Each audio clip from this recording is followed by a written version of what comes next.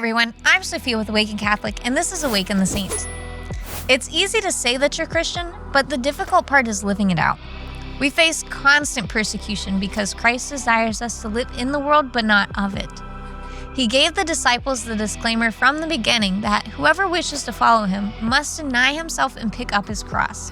He also said that if people can't listen to the good news, that sometimes we're required to shake the dust from our feet and move on. A saint who knew his winnable battles was St. Paul of Constantinople.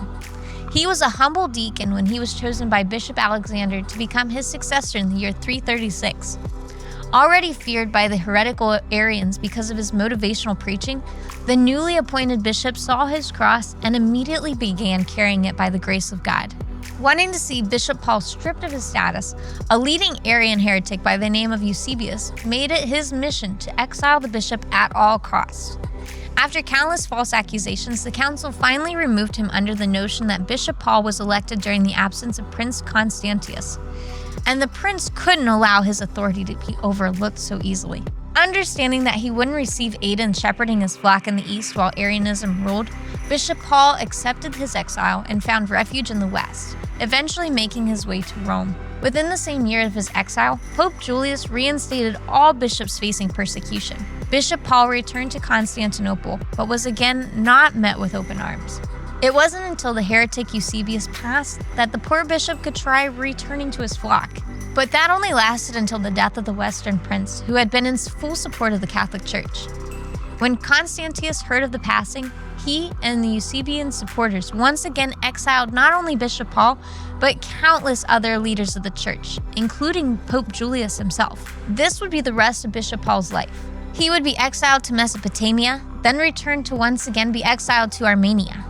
And for final good measures, the Eusebians imprisoned the bishop where he was starved and eventually martyred in the year 350. St. Paul could have easily stopped teaching against the Arians to avoid constant exile, which at first glance might appear his response.